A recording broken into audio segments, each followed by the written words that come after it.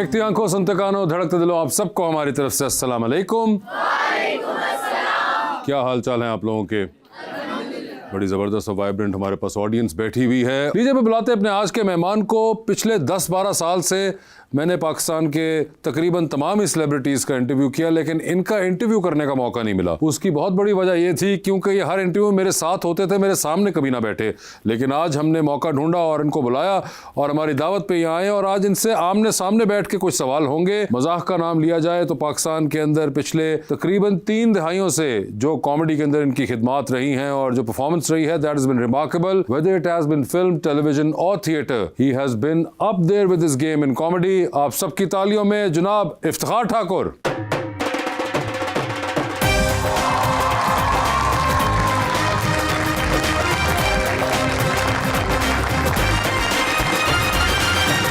आप कहने से पहले बता ठाकुर साहब कि आप वो वाहिद शख्स रहे होंगे शायद 1-2 में जो रह गए जिनका मैंने इंटरव्यू कभी नहीं किया था। तो आज मुझे ये मौका भी मिल गया। तो ठाकुर साहब, पहला सवाल तो मेरा आपसे ये बनता है, एक चीज का ध्यान रखिएगा, आज मैं आपसे सवाल करने लगूं तो आपने जवाब सोच के देना है, क्योंकि मेरे ख्याल से पिछले 10 साल के अंदर सबसे ज्यादा वक्त आपके साथ या आपके खानदान वालों ने गुजारा है या फिर हम लोगों ने गुजारा है। बिल्कुल सही है ना?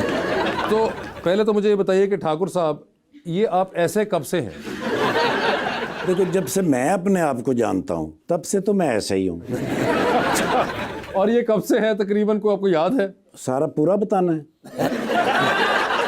नहीं, आपको जितना हो सकता है उतना बता दें। नहीं, जब से मैं अपने आप को देखता हूँ, मैंने तो अपने आप को इतना ही बड़ा देखा है। तो ठाकुर साहब, मुझे ये बताएं कि आप एक्चुअली में किस इलाके के हैं, क्योंकि मैंने देखा है पिछले ये सारे सालों में कि कोई इंसान आपको समझता है कि आप खुशाब से हैं, कोई आपको कहता है मियाँ वाली से हैं, मरी से हैं, फिर साउथ बेल्ट पंजाब का जो है वहाँ से भी लोग आपको कहते हैं। तो एक्चुअली में असल आप कहाँ के हैं? मैं मियाँ चन्नू का रहने वाला हूँ, डिस्ट्रिक्ट खानेवाल का। अच्छा। ये जो ज़ुबानें हैं ना, ये इसलिए हैं कि मेरे वालिद साहब चूँकि आर्मी में थे तो वो मुख्तलिफ जगह पे पोस्टिंग जब होती थी तो वहाँ कोई 1 से 2 साल रहते थे, तो वो ज़ुबान मैं अडॉप्ट कर लेता था। मैं ज़ुबान जल्दी सीख जाता हूँ। अच्छा। कोई भी ज़ुबान अगर मेरे सामने कोई 10 एक दिन मेरे साथ रहे तो मैं सेम उसके साथ बोलने लग जाता हूँ। उसकी वजह से मेरे ख्याल ये हुआ। और फिर रीजनल फिल्मों में मैंने ज़्यादा काम किया। पुठवारी फिल्म में किया, सरायकी में किया, जंगोटी में किया, सिंधी में किया, पश्तो में भी मैंने किया। पश्तो में भी किया? मैंने फिल्म की पश्तो अरबाज साहब के साथ। अच्छा, तो यानी कि असल में आपका ताल्लुक मियाँ चन्नू सर। और कई चीज़ें मैंने आपके बारे में जो आपने इंटरव्यूज़ में कही हैं या लोगों ने बयान की वो सुनी हैं और कुछ चीज़ें मेरी खुद मालूमात का हिस्सा हैं। तो मुझे ये बताइए कि उसके बाद आपने काफ़ी काम भी किए हैं इस काम में आने से पहले ज़िंदगी में। सर जी, एक प्रॉब्लम ये हो गई थी कि जब मैं मियाँ चन्नू में मैट्रिक का एग्ज़ाम दे रहा था ना, हम जो 4-5 कज़न थे ना जी, वो मुकाबले पे पढ़ते थे। मुझे ना ऐसा लगा कि बायोलॉजी में मैं फ़ेल हो जाऊँगा। और फेल होने का मतलब था कि वो 5-6 जो कज़न है ना जी, वो सारी ज़िंदगी मुझे जुगतें करते। अच्छा। मैंने फिर क्या किया, कराची चला गया। मैंने कहा वहाँ से भी एग्ज़ाम दे देता हूँ। हाँ। 3 महीने का फ़र्क होता है। जब मेरा सेकंड लास्ट पेपर था इंग्लिश बी का, तो इधर से रिज़ल्ट आ गया था, हाई फर्स्ट डिवीज़न थी। अच्छा। जिसमें मैं डर रहा था, यानी बायोलॉजी, उसमें ही 72 थे 100 में से। ओहो। अब वहाँ मुझे चूँकि जॉब करनी पड़नी थी मुझे आगे पढ़ने के लिए या अपनी ज़िंदगी। जब मैं जॉब के लिए गया तो उन्होंने कहा जी कि पंजाब का कोटा तो ख़त्म हो गया। कोई 10-11 बजे का टाइम था। मैं वहाँ से भागा गया कचहरी, वहाँ से मैंने सिंध का डोमिसाइल बनवा लिया। मैट्रिक तो थी ना मेरे पास। अच्छा। तो मैं आके उसमें हो गया भर्ती। फिर दारुल खिलाफा चेंज हो गया, इस्लामाबाद हो गया। अच्छा, उस ज़माने की बात हो रही है?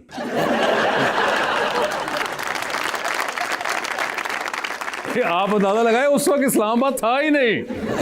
तो फिर वो जो ऑफिस कराची में थे वो इस्लामाबाद में शिफ्ट हो गए। ओके।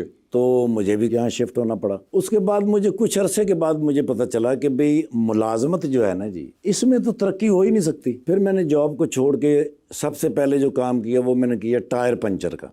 टायर पंचर का? वो इसलिए किया सर कि मैं टायर का काम करना चाहता था। तो जिसके पास मैं गया उसने कहा कि भी टायर जो होता है ना, जिसकी पहचान बड़ी मुश्किल होती है। टायर जब इम्पोर्ट होके आ जाते हैं तो वो जहाँ स्टॉक किए जाते हैं, ज़रूरी नहीं कि वो शेड हो, वो खुली जगह भी हो सकती है। धूप लगती है तो टायर जो होता है वो ड्राई हो जाता है, वो जल्दी फट जाता है। तो टायर की पहचान के लिए ज़रूरी है कि आप टायर पंचर से काम शुरू करें। तो मैंने पहला काम वो किया इस्लामाबाद F10 मरकज़ के अंदर। अच्छा। उसके बाद 96 में जब मैं यहाँ शिफ्ट हो गया तो यहाँ से मैं 97 में यूएसए चला गया। वहाँ भी मैंने सारे काम किए, यानी इलेक्ट्रिशियन पे भी काम कर लेता था, ये लकड़ी का फर्श बनाना उनके साथ भी चला जाता था, पेंट वालों के साथ भी चला जाता था, जहाँ काम मिलता चला जाता था, क्योंकि मेरे ज़हन में था कि भी ज़िंदगी जबरे मुसलसल है, इसको काटना तो है ही है, तो फिर हर वो काम आना चाहिए कि दिहाड़ी लग जाए रोज़। मगर ये आप अमेरिका किधर चले गए थे? यूएसए गए थे जी, मोहम्मद कवी खान साहब और सुहेल अहमद साहब मुझे ले गए थे एक ड्रामे के लिए। अच्छा, आप फील्ड में आ चुके हुए थे इसमें? जी मैं फील्ड में आया था, सन नहीं मुझे याद। अच्छा, ये बता दें उस वक्त कौन सा शहर नहीं बना हुआ था? हम उससे अंदाजा लगा लेंगे ना किस सन की बात हो रही है। नहीं, ये 87 की बात हो सकती 87 में? एक अंदाजे के मुताबिक। एक अंदाजे के मुताबिक कहा जाता है 1987 के अंदर ये हो रहा था। यस यस, ठीक है। फिर वहां से गेस्ट हाउस हो रहा था, रैम्बो भाई वाला ड्रामा, ओके, निसार हुसैन साहब। ठीक है। उसमें मैंने एक एपिसोड किया था, टूटी पहलवान, गेस्ट हाउस के अंदर? गेस्ट हाउस के। ओके, उसके बाद फिर थिएटर करता रहा वहाँ पे। ठीक है। मेरे जो इंट्रोड्यूसर हैं वो हैं ज़ेड जुल्फी साहब, इस्लामाबाद में होते हैं। ओके। असलम राना साहब ने मुझे उनके साथ इंट्रोड्यूस कराया था, तो पहला ड्रामा हमने किया पेंडो इंटरवल। मगर ठाकुर साहब, ये आपको शौक कहाँ से हो गया? आपकी तो फैमिली में कोई नहीं, मियाँ चन्नू में आपका कोई ताल्लुक नहीं फनून लतीफ़ा से। उसके बाद आपने आके पहला काम आप कह रहे हैं कि मैंने शायरों का करना शुरू कर दिया। ये थिएटर और परफॉर्मिंग आर्ट और एक्टिंग कहाँ से? सर जी होता ये था कि मेरी ना ऑफिस जो था ना उसके साथ विंडो थी, विंडो के साथ एक रास्ता जो पीछे कैंटीन को जाता था। अच्छा। वहाँ से एक बंदा गुजरता था जिसका नाम था असलम राना, फैसलाबाद के। अच्छा। वो ना खुद कलामी करते हुए गुजरते थे, हमेशा बोलते हुए, अकेले। वो एक दिन अचानक मुझे कैंटीन में मिल गया, तो मैंने उनसे पूछा, मैंने कहा आप अकेले बातें करते हुए जाते हैं, कोई मसला है, कोई डोपामाइन कम हो गया आपका, तो मुझे बताएं, किसी से बात करें। अच्छा। कहने लगे नहीं मैं स्क्रिप्ट याद करता हूँ। ओके। तो फिर मैंने उसे कहा क्या स्क्रिप्ट, क्या होता है ये? उन्होंने कहा मेरे साथ चलना शाम को। वो मुझे ले गए एक सेंसर के ऊपर, जो उसी रात को ड्रामा ओपन होना था। उसके डायरेक्टर ने ज़ेड जुल्फी साहब ने मुझसे पूछा भी आपने पूरा ड्रामा देखा तो आपको कैसा लगा? मैं ना जी डाइजेस्ट बहुत पढ़ता था, जैसे उसको सलाम अर्ज जवाब अर्ज, ये बड़े सुपर हिट थे। उनमें एक कैरेक्टर ही होता था जो मुझे पूरी कहानी पढ़ने पे मजबूर करता था। तो मैंने उनसे कहा कि ड्रामा तो बहुत अच्छा है, लेकिन इसमें वो कैरेक्टर तो नहीं है जिसकी वजह से पब्लिक बैठी रहती है। तो उन्होंने कहा फिर वो अगर आपके ज़हन में है तो आप कर दें। मुझे पता तो नहीं था भी कैसे करते हैं हम, लेकिन बताने के लिए मैंने कहा। उन्होंने कहा सामने बंदा बिठा देंगे, शबाज मोगल एक आर्टिस्ट था। वो 4 बंदे जो एक घर में रहते हैं ना, जिन्होंने कहा जी आप उसके मुलाजिम। मैंने कहा उनका मैं मुलाजिम बन जाता हूँ। तो उसका नाम रखा उन्होंने डिस्को। अब वो अंदर से आवाज़ें दे रहे हैं डिस्को। तो जब मैं एंटर हुआ तो उससे पहले 18 मिनट का ड्रामा पिन ड्रॉप चल रहा था। जब मैं एंटर हुआ तो वो ड्रामे की पहली क्लैप थी। क्या आपको देखते ही लोगों ने तालियां बजानी? नहीं मैंने जो पजामा पहना हुआ था ना, हाँ, उसका नाड़ा यहाँ तक लटक रहा था। अच्छा। वैसे मगर एक बात बताएं ठाकुर साहब, आपको कभी ये आइडिया था जवानी के अंदर या जब नया नया काम शुरू किया कि आपका एक बड़ा यूनिक फेस कट है और फीचर्स? आम तौर पे तो लोगों के शक्लें कहीं ना कहीं 17, 20, 15, 20 के लिहाज से हम लोगों की शक्लें मोस्टली एक जैसी होती हैं। आपको बहुत डिस्टिंक्ट चेहरा कम मिलता है जिसके अंदर बहुत डिस्टिंक्ट फीचर्स हों। ये एक बड़ी यूनिक बात है आपकी। ये आपको अंदाजा था? सुहेल साहब के ड्रामे च मैं क्या आया, मैं क्या मेरी मां मैंने प्यार बड़ा करती सी, मेरा छोना ओ मेरे ख्याल कर एंजन कर कर कर कर कर हो सकता उन्हें मेरा मुंह अगान भी काट देता।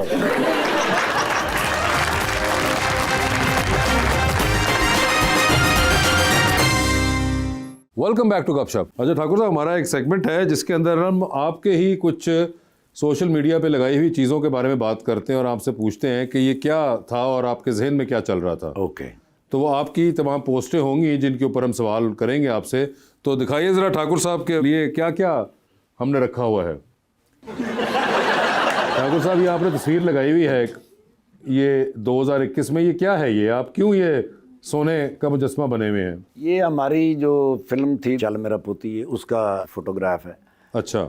ये बर्मिंघम के अंदर शूट होता था। ओके। तो वहाँ पर मैं ये बना था और बिल्कुल मेरे करीब खड़े हुए लोग जो थे ना जी, वो आपस में बातें करते होते थे कि यार किड़ी सेलिब्रिटी दा इन्होंने स्टैचू बनाया है। अच्छा, वो आपको यानी कि मैनोकिन या कोई स्टैचू समझ रहे थे? जी जी जी जी। अब मैं अपने दिल से बड़ा खुश हो रहे हैं कि यार ऐसा पक्का मैं स्टैचू बनाया कि भी इन्होंने मेरी पछाण नहीं हो रही। हाँ। वो एक खातून आई, वो आके मैंने कहती वो ठाकुर है कि ਬਣਿਆ दें ओहो मैंने अपना वो सारा कुछ तोड़ना मैं क्या अम्मा जी स्टैचू बने तो फिल्म की शूट हो रही है अच्छा तो फिर वो साइड पे हो गई जी दिखाइए जरा यदि मैंने माफी दे दे आपने लिखा हुआ है आज लबीजे फोटो ये क्या था ये सर जी वही कई हजार साल पुराना ये ड्रामा ये तो है। वाकई में 1000 साल पुराना है जी सर ये लियाकत मेमोरियल हॉल में हो तो 2 दूनी 6 इस ड्रामे का नाम था ठाकुर साहब ये इसमें आपकी उम्र क्या होगी ये तो कुल बंदा ही और लग रहे हैं वही जो अब है वो 18-22 साल जी अगली दिखाइए ये आपने क्या और ये क्या कोई फिल्टर लगाया हुआ है आपने हाँ फिल्टर चिल्टर को लगा हाँ ये ब्लॉन्ड भी जो आपने बाल किए हैं हाँ जी और आपने ये जो हेड स्कार्फ चीता प्रिंट का लगाया है तो ये क्या आप हमारा गोरियों से दिल उठाना चाह रहे थे क्या मकसद क्या था मैं उसके ऊपर पहुंचना चाह रहा हूँ इस खबर के कि नहीं बस मुझे लगता है कोई मतलब आम सी तस्वीर ना हो तो कोई अजीब सी लगे तो पब्लिक जरा देखते जी यार दिखाइए सर मुझे बताइए जहन पे क्या चल रहा था कोई कैरेक्टर है सर नहीं सर ये कोई कैरेक्टर नहीं है ये आप नॉर्मल लेटे हुए हैं अपनी ही कमीज में हाँ कोई मेकअप कुछ नहीं हुआ और उसके बाद चले ले ली तस्वीर आपने अपने फोन में रहती है गैलरी में ये अवाम के सामने जो आप लेकर आए क्या नहीं मैं क्या लोग ये ना समझण के बड़ा प्यारा है इसके भी नीचे भी एक कमेंट आपने नहीं पढ़ा वो क्या ਉਹ ਤੇ ਲਿਖਿਆ ਅੰਕਲ ਤੁਹਾਡਾ ਮੂੰਹ ਇੰਜ ਜਿਵੇਂ ਸਾਈਕਲ ਦਾ ਹੈਂਡਲ ਹੁੰਦਾ जी ये आपकी तस्वीर है माय फेवरेट एक्ट्रेस कुबरा जी और ये आपने टैग किया हुआ है शामीर मलिक को वो कौन है ये तो मैं आपसे पूछ रहा हूँ कि वो तो कुबरा खान है शामीर मलिक कौन है अच्छा पता नहीं होगा कोई मेरा दोस्त तो उसके कुबरा की तस्वीर को आपने शामीर मलिक साहब को क्यों टैग किया हुआ है अच्छा मैं आपको सही बताऊं क्या मैनू ना जी सोशल मीडिया के बारे कुछ पता नहीं है कि भाई इसको कैसे यूटिलाइज करते हैं कि कैसे करते हैं ये क्या होता है अच्छा और मैं शायद एक महीना भी ना जाता हूँ सोशल मीडिया के ऊपर देखने के लिए कि मैंने क्या किया था और लोगों ने क्या किया है अच्छा उस वक्त जो मेरे ज़हन में आया होगा बस मैंने कर दिया होगा या हो सकता है हाथ बच गया होगा जी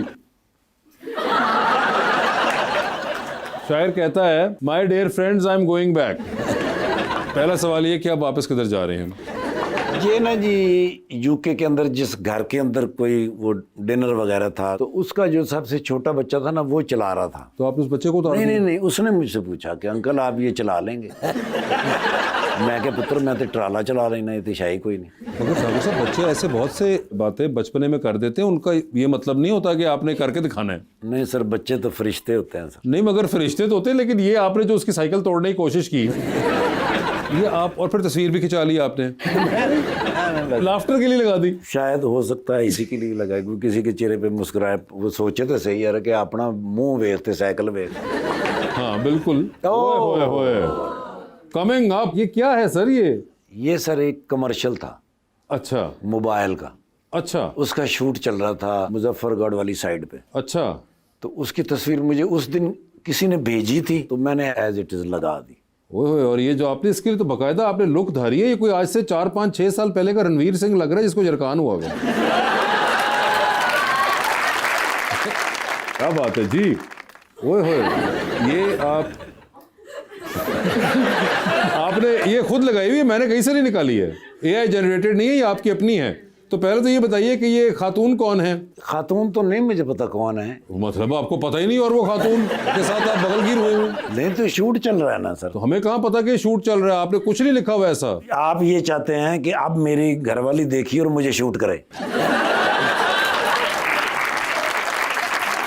मगर ये है कौन मुझे बताइए ये कौन खातून है जिससे आप ये वाली स्माइल तो मैंने आज तक आपकी 10 साल में नहीं देखी सर जी शूट हो रहा है उसी का चल मेरा पुत्र अरे हम भी आपसे शूट करते रहे कभी आपने इतना ना मुस्कुराए ये क्या कर रही थी क्या गुदगुदी कर रही थी क्या कर रही थी ये जो इतनी आपकी दंदियां निकली हैं ये देखे जरा नहीं ये तो बकायदा आपके कल्ले जो हैं यूं यहां तक गए हुए हैं तो ये क्या है इसने क्या ऐसा आपके कान में कहा सर जी ये स्टिल नहीं है ये एक छोटी सी वीडियो है जो उस वक्त किसी ने वहां बनाई उसने मुझे भेजी उसमें से मैंने स्टिल निकाली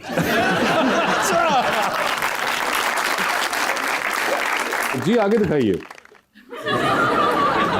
दो हसीन नौजवान रंग बिखेरते हुए ये क्या था सर मेरे फेवरेट आर्टिस्ट हैं सर आपने लिखा भी माय लव मानत चंद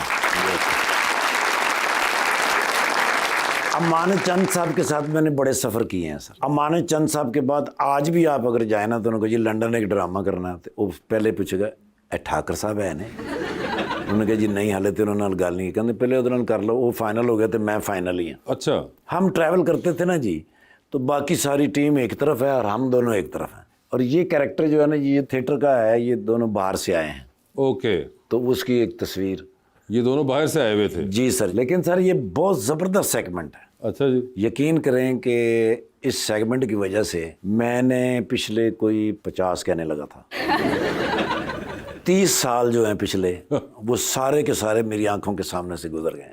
ये ओहो,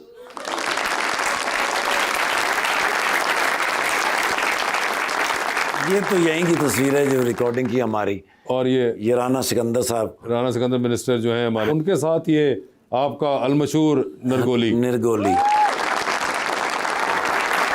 ये भी एक बड़ा आपकी जिंदगी के अंदर पिछले 13 साल सर। बड़ा एक एलिमेंट रहा है नरगोली जो है, हाँ जी, हाँ जी। जिसकी वजह से बहुत सा कंफ्यूजन भी लोगों को हुई हाँ।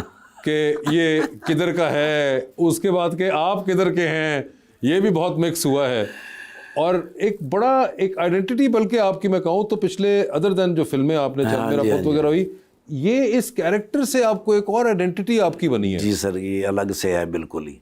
मुझे बहुत लोगों ने पूछा, उन्होंने कहा जी इधर जदों तुसी पुलिस वाले बनते हो, वो जड़ा सामने बैठा हुंदा है वो तुहाडा भरा है? बिल्कुल, ये बल्कि इंटरेस्टिंगली ये मुझे एक ex chief justice of Pakistan ने ये सवाल पूछा था कि यार ये दो किस तरह होते हैं नरगोली। और मेरे ख्याल से जितना आपने कमाल इसके थ्रू सैटायर बोला है पॉलिटिकल, हाँ जी, हाँ जी, पिछले 10 साल में मुझे नहीं लगता कोई एक ऐसा कैरेक्टर रहा हो जिसने इतना पॉलिटिकल सैटायर हाँ जी। एक्टिव जो चल रहा हो मुल्क में उस वक्त वो बोला हो। ये एक बड़ा कमाल फीचर रहा है नरगोली का।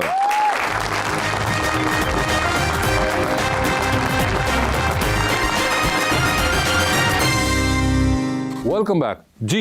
अस्सलाम वालेकुम, मेरा नाम अरूजा है। मेरा क्वेश्चन सर से है कि आपको आपदा प्रवीण साहिबा ने एक दुआ दी थी, उसका क्या वाकया था? हाँ सर, ये क्या है?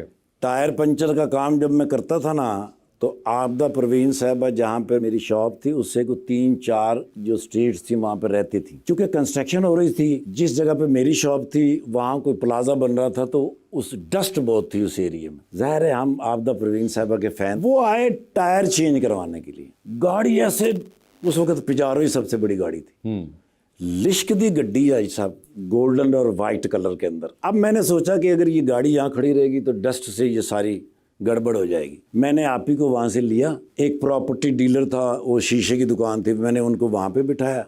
उनके ऊपर वाले फ्लैट में मैं गया और डबल बेड तो मैं चादर खींची, ला के मैंने गाड़ी को बंद कर दिया। मैंने कहा डस्ट ना पड़े इसके ऊपर। आप ही जाहिर देख रही थी ये सारा मंजर। टायर चेंज किए, चादर उतारी, दोबारा पूरी गाड़ी को मैंने कपड़ा मारा और आप ही को ला के मैंने बिठाया। तो कहे कितने पैसे हो गए हैं? मैं कहा 140 रुपये।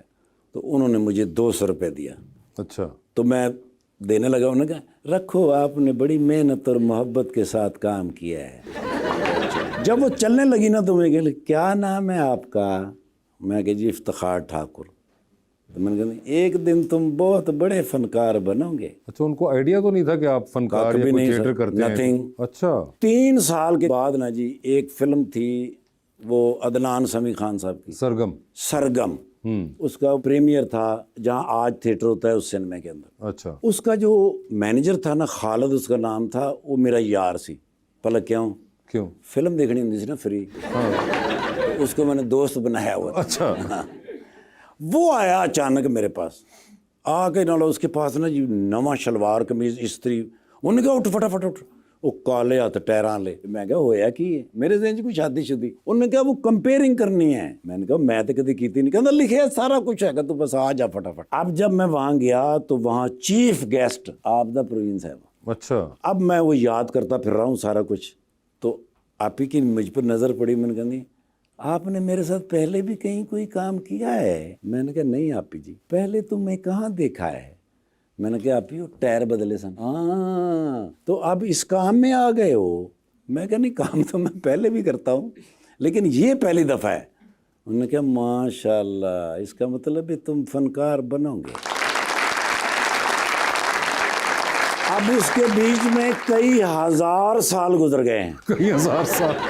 ठीक है सर। तो मजाक रात किया करते थे। बिल्कुल याद है सर? उसमें आई थी वो। लिफ्ट से आउट हुई थी, बाहर निकली थी, तो सामने सारे खड़े थे उनको लेने के लिए। तो आप ही जब एग्जिट हुई हैं तो उन्होंने मेरी तरफ ऐसे देखा है, तो सीधी मेरी तरफ आई जफी भाई, तो कहने लगे पहुंच गए हो ना फिर उस मकाम पे। तो जब ठाकुर साहब इतना अच्छा आपका इंट्रो हो गया और ये इतने बड़े स्टेज के सारे नाम उनके साथ हो गए, तो ये अमेरिका जाके आप वहाँ काम क्यों शुरू कर दिया आपने? बस यही मैं सोच रहा था कि आप सवाल कभी ना कभी तो मुझसे करेंगे। जब ड्रामे के लिए गए थे ना सर, उन दिनों में मैं ना अक्सर इंटरव्यू सुनता था इंटरनेशनल फनकारों के, इंडियन फनकारों के। वो ना कहीं ये ज़रूर कहते थे कि मैं रोशन तेंजा से पढ़ा हुआ हूँ, मैं गौतम से पढ़ा हुआ हूँ। मैंने कहा यार पाकिस्तान में कोई कहता ही नहीं कि मैं फलां जगह से पढ़ा हुआ हूँ, अकेडमी मैंने इसके शो बिजनेस में कुछ। मैंने कहा यार वो बंदा मैं ही हूँ, मैं ही करूँगा ये बात कभी किसी इंटरव्यू में। मैं यहीं से प्लान करके गया था, मैं अपने पेपर वगैरह सारे साथ लेकर गया था, क्योंकि मैंने नाइफा के बारे में मैं जानता था, नाइफा, न्यूयॉर्क फिल्म अकेडमी के। अच्छा, ओके। मैंने कहा वो मैं करूँगा। वहाँ जाके जब लास्ट शो हुआ, सिएटल के अंदर लास्ट शो हुआ और न्यूयॉर्क से हमें वापस होना था, मैंने सुहेल साहब से कहा, मैं पाएं तुसी तैयारी करो एयरपोर्ट दी, तो मैं ना एक इस्त्री ले आवा। फिर मैं इस्त्री लैन गया, फिर नहीं मैं वापस आया। क्या मतलब आप वहाँ पे स्लिप हो गए? मैं स्लिप हो गया। अच्छा, अब ये आप अंदाज़ा लगाएं कि $1 मेरी जेब में, वाइट शर्ट और ब्लैक पैंट और शूज़ पहने हुए हूँ, ना मेरे पास बैग है, ना कपड़े हैं, ना कुछ हैं। फुटपाथ पे मैं मुसलसल चल रहा हूँ और सोच रहा हूँ कि भाई निकल तो पड़ा हूँ, करूँगा क्या, रहूँगा कहाँ। मेरे दिमाग के किसी खाने में नहीं था ये सारा कुछ। मैं को 3 सिग्नल क्रॉस की तो मेरे पास एक लिमोजीन आकर रुकी। उसमें ना जी गुजरांवाला का एक बंदा था, कहता ठाकुर साहब कितने चले हो? मैं कहा सर चाह पीण। कहते ਤੁਹਾਨੂੰ की पता चाह कितों अच्छी मिलती, बैठो मैं तुम चाह पिया के ले आऊँ। और ये शहर था न्यूयॉर्क, न्यूयॉर्क जिसमें हो रहा है। यस, थोड़ा सा आगे गए हैं तो उसने ना गाड़ी साइड पे लगाई और मेरी तरफ ऐसे मुंह किया। मैंने कहते ने ठाकर साहब अल्लाह तुहानू अमरीका लै ही आया है, वापस ना जाना।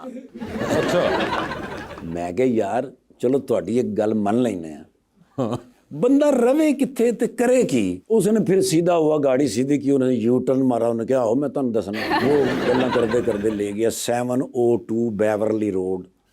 तो उसने कहा ए घर हैगा सर, इत्थे तुसीं रहना है? तो मैं क्या करना की है? ये कहना मैं तुहानू 2-3 दिन बाद दसा। उसकी ना जी कोई सवारी थी जिसको उसने पिक करना था एयरपोर्ट से। उसने कहा कि यहाँ पर फ्रिज है, ये टीवी है, ये सारा कुछ है, मैं 3 दिन के बाद आऊँगा, आप यहाँ पर रिलैक्स हो जाएं। अब मैं वहाँ 3 दिन के लिए अकेला रह रहा हूँ। वो 3 दिन के बाद आया, वो मुझे ले गया एक पार्किंग लॉट के ऊपर, जहाँ सियालकोट का कोई बंदा सुपरवाइज़र था। उन्होंने कहा जी यह बंदा है यूनिवर्सिटी काम सिखाना। उधर मैंने कोई 1 हफ्ता काम किया, उसके बाद फिर मैं एक लोकेशन पे आ गई। ज़िंदगी शुरू हो गई, कुछ पता नहीं कौन किधर जा रहे हैं। उस दौरान ना जी कोशिश करते करते मैं नाइफा तक पहुँच गया।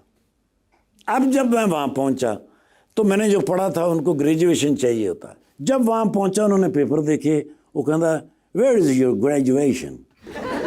मैं क्या है, वो तो मानते नहीं हमारे ग्रेजुएशन को। मैं क्या मर गए भाई, लेकिन आज़म मेरा पक्का था। मैंने कहा छोड़ूंगा नहीं मैं इनको। सर जी मैंने 100 स्ट्रीट से ग्रेजुएशन किया। अच्छा, ग्रेजुएशन ही वहाँ से कर लिया? सर जी उधर मजदूरी करता, पैसे इकट्ठे करता, पढ़ता, ग्रेजुएशन किया। और इस दौरान ना जी मुझे क्या प्रॉब्लम थी, वो ट्रेनें बड़ी चेंज करनी पड़ती। मैंने उनसे पूछा, मैंने कहा यार लाइसेंस बनवाना है। उन्होंने कहा पागल हो गए हैं, अमेरिका से लाइसेंस, ये बड़ा मुश्किल काम है लाइसेंस। उन्हें मैंने इतना डराया जी साहब, सारी रात नींद नहीं आई। सुबह मैं उठा तो सीधा पहले लाइसेंस के दफ्तर में गया। उधर से मैंने बुक ली, बुक लेके नाल मैं तैयारी शुरू की। पहले वो रिटर्न टेस्ट होता है, रिटर्न टेस्ट फर्स्ट टाइम मैंने पास किया सर। फिर उसके बाद ड्राइविंग टेस्ट पास किया। उसको नहीं बंदे को पता, मैं लाइसेंस लिया वहाँ से, लिया के तो मैं टीवी के उत्ते नाल स्टैंड के उत्ते ला के सजाता। मैं कहती नज़र पैगी तेन पता लगेगा भी लाइसेंस की होंदा है। सिर्फ यही नहीं, मैं लाइसेंस ले आया, मैं वहाँ से वापसी पे येलो कैब की बुक भी ले आया, वो पढ़ी, उसका मैंने रिटर्न टेस्ट पास किया, ड्राइविंग टेस्ट पास किया, दूसरा लाइसेंस। फिर मैं गया लिमोजीन की बुक लेकर आया, फिर मैंने उसको पढ़ा, टेस्ट पास। फिर मैं बस का लाइसेंस ले आया, फिर मैं ट्राले का लाइसेंस ले आया। जब मैं वो टंगया ना तो उस बंदे ने उठ के मेरे सामने कान फाड़ ले। उन्हें कहा यार सॉरी मैं तेन की कह बैठा सा। मैं क्या पुत्र हले तो मैं हैलीकॉप्टर की भी बुक ले आया।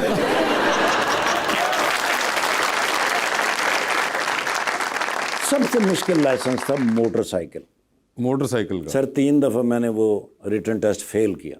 अच्छा, क्यों? वो बड़े मुश्किल थे सर, को वो एक जैसे ही लगते थे तीनों, ABC। अच्छा, नहीं मैं कहा शायद आपको होता हो कि चारों तरफ से हवा लग रही है शायद तो इसलिए आपको मुश्किल लगाओ, बाकी तो आपने सारे बनवा लिए। नहीं सर 3 दफ़ा फेल हो गया। अच्छा। अब मैं जब चौथी दफ़ा गया ना तो वहाँ एक लड़का बैठा हुआ था, मैंने कहा वेयर यू फ्रॉम? मैं कहा आई एम फ्रॉम पाकिस्तान। वो कहता I born in United state, I fail 12 time. अच्छा। मैं क्या ओके लेट मी ट्राई। अब वो ना जी टेस्ट जो होता है ना वो पेपर ऐसे मशीन में डालना होता है। हाँ। वो गया और उसके बाद आवाज़ आती है, तो आवाज़ आई मिस्टर इफ्तिकार ठकुर है वो उनकी एक्शन में। तो मैं उस मशीन के ऐसे सामने हुआ तो कहती कांग्रेचुलेशन यू पास। तो उधर से एक रसीद निकल आती। अच्छा। वो मैंने निकाली, जाके फीस जमा करा दी, लेकिन गया नहीं मैं उधर ही खड़ा रहा।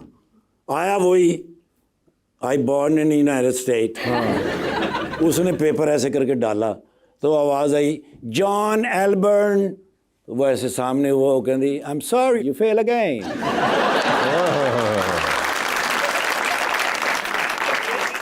मिलाया उनमें, फिर हाथों में मिलाया, खाली सादा नहीं हाथ मिलाया, मैं 5-6 बार इंजन भी किया। अच्छा। यस। मैं कह you born in United state, I am from Pakistan. इरादा कर लिए तो पीछे नहीं हटते।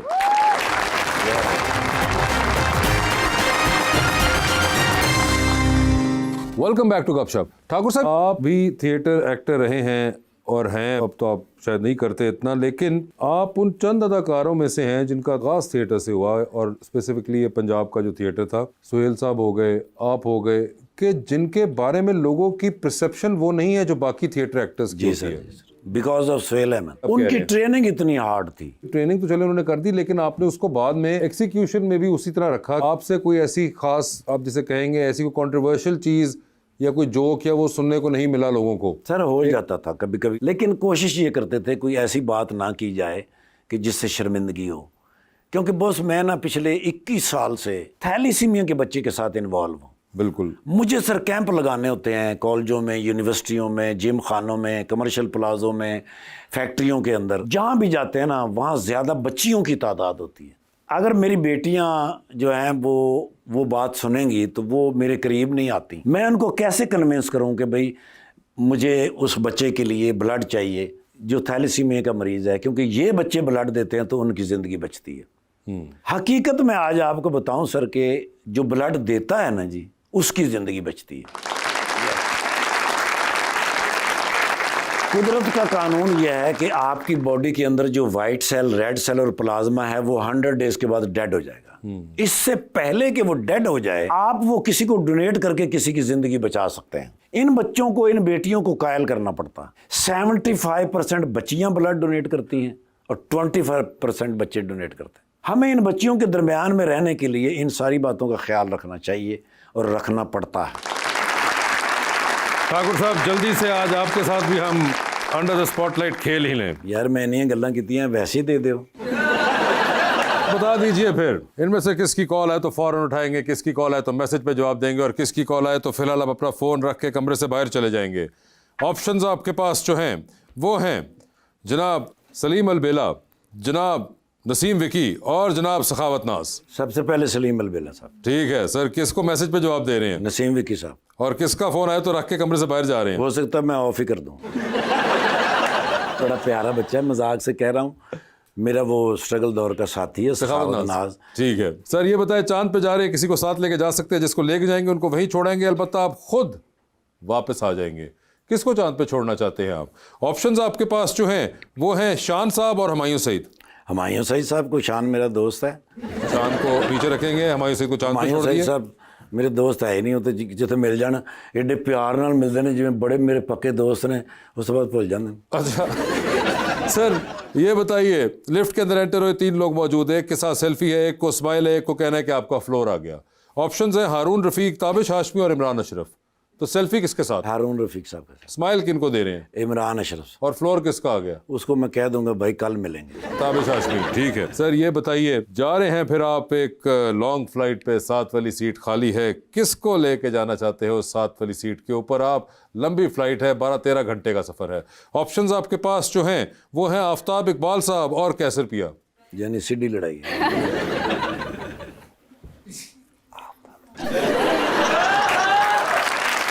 आफ्ताब इकबाल साहब, ठीक है।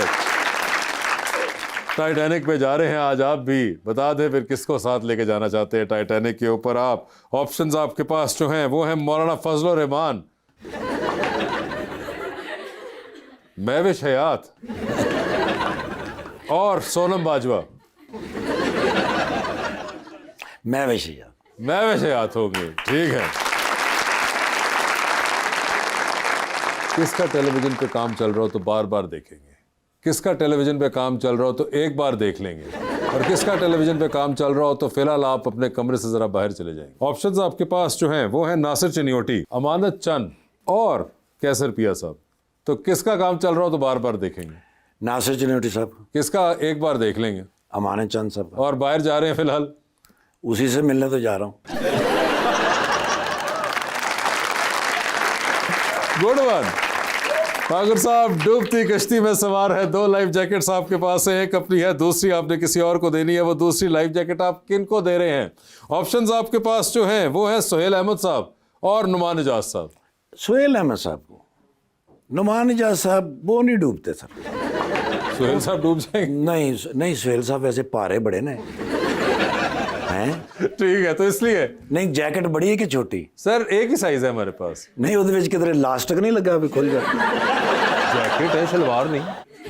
नहीं वो साइड पे लगा होता है ना, थोड़ा सा भी बंदा खिंच के खोल लेता। अगर तो लास्टिक लगा हुआ है तो फिर सुहेल साहब को दे देंगे, उनमें फिट आ जाएंगे। अगर नहीं है तो फिर भी सुहेल साहब। ठीक है।